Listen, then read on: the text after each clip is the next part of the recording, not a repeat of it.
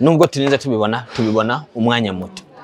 Oya bahora bakina Umwanya muto. ya bahora bakina mugabo vraiment mu kintu ntakunda sinkunda gose ko abana bashira muri sinema cyane kuko hari igihe nobanda bafashe ku nguvu nkabashira mu bintu badakunda guko je ndabikunda nibakura nzobona ko babikunda ko sangwe ndabikora babinsabye bizaba byoroshe ko aho biba byoroshe bizaba byoroshe ko bandanya babikora okay G5C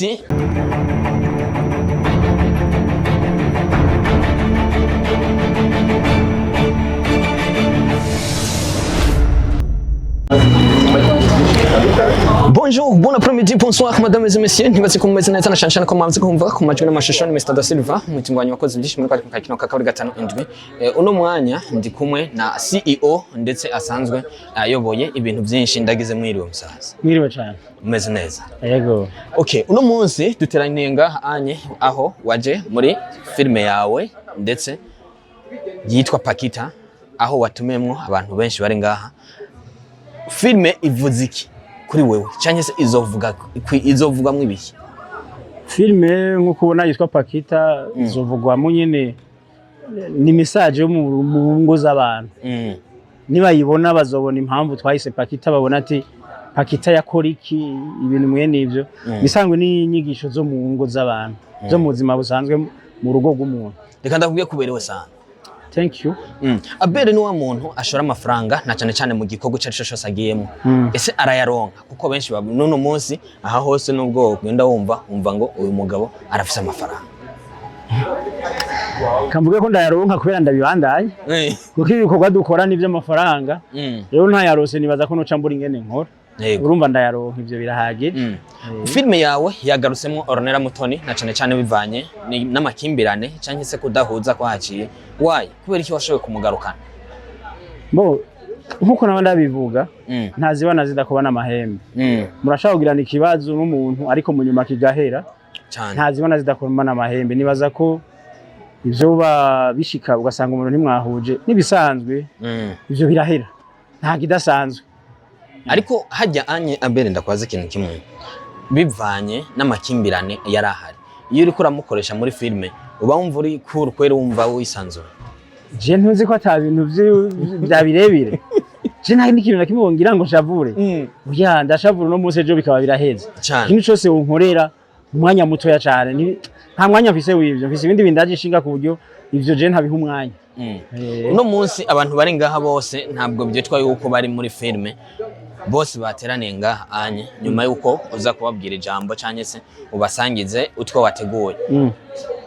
Wayikumenga abantu bari ngaha bose ni benshi nabo batumiwe cyane bitabira ibikorwa na cyane kurondera content. Oya aba bose batumiwe. Nta muntu umwe ari ngaha tutamutumiye. Abari ngaha bose baratumiye. Yego. Bose twarabatumiye, bose twarabamenyesheje.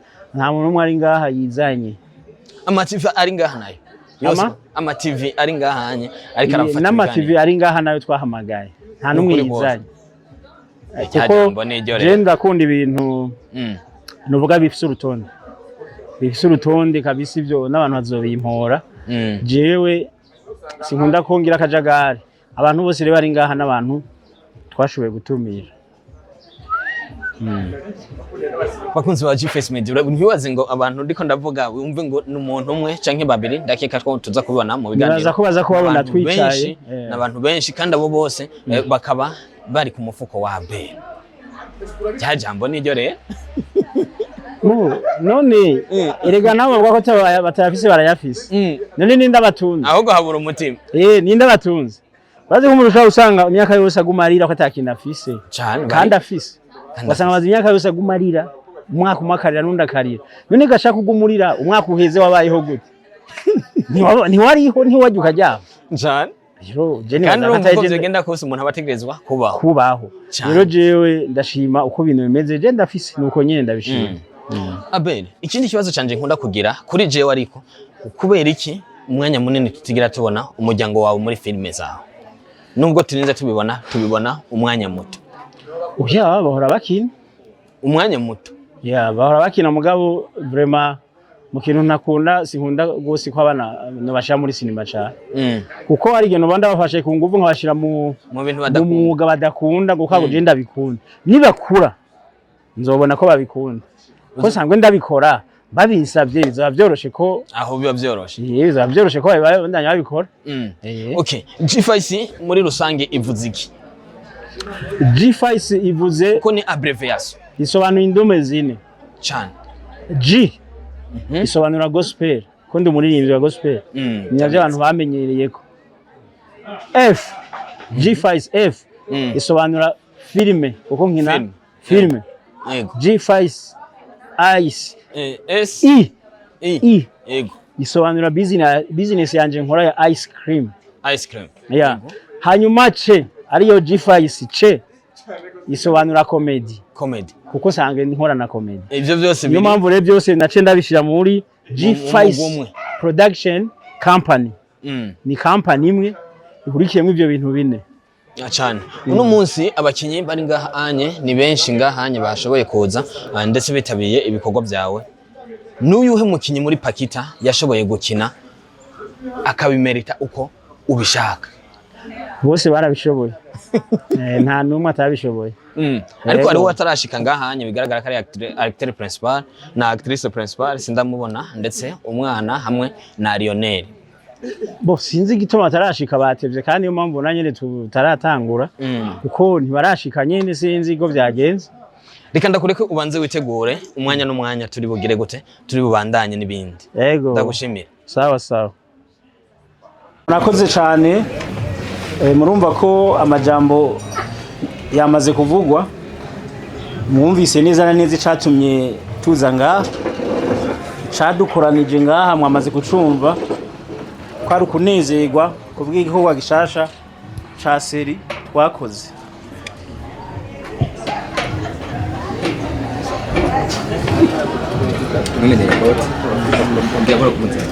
kwanza kugize kubw'igikorwa gishasha ca seri twakoze rero muri kano kanya twagira tubandanye twakira abashitsi twashoboye gutumira ngaha b'imigwi itandukanye basanzwe bakina amafilime yabo tubahe ikaze hanyuma tubahe n'ijambo bagire ico badushikirije bivanye nuko guhura kuba twarabiyumviriye ko nimba bafise ijambo bodutekerera Sawa.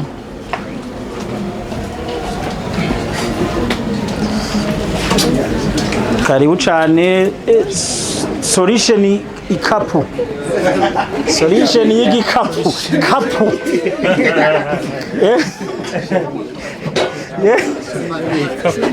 So inyishu yo mwikapu. Solution mwikapu. Ne solution ikapu. Je niko numvise. Okay.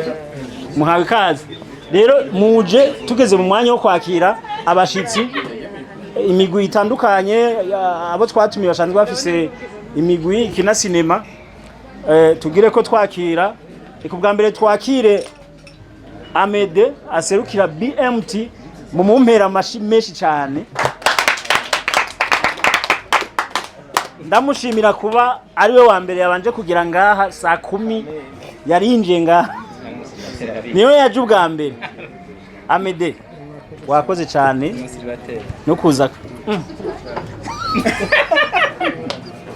abo kantu ni kabi yavuze nuko ari umusiribateri ubise narazwe ngo yo yaje kare ko ari umusiribateri hama twakire umugwi wa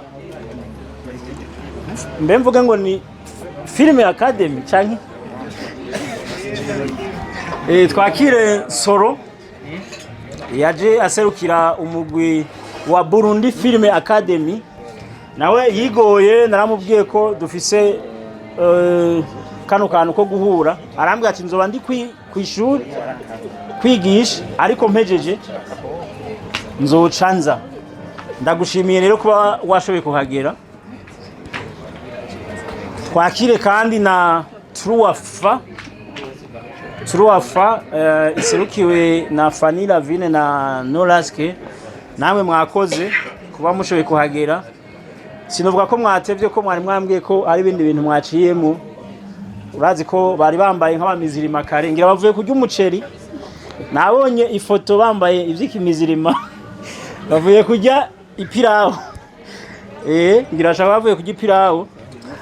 Rero twakire iyo n'imigwi itatu ikina amafilme.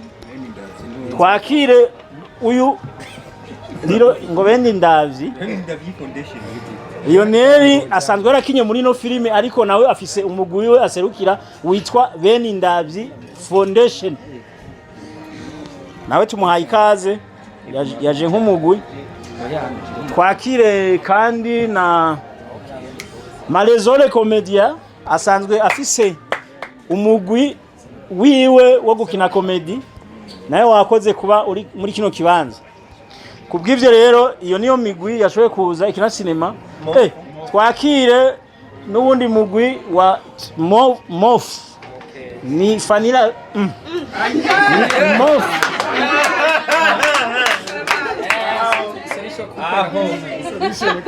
Solution kupo arankubita. Mof ni Onera Mutoni. Timu yiwe yitwa Mof. Nawe ari hano nk'uwakinye muri cinema akaba kandi ngaha nk'ufise timu gwiwe.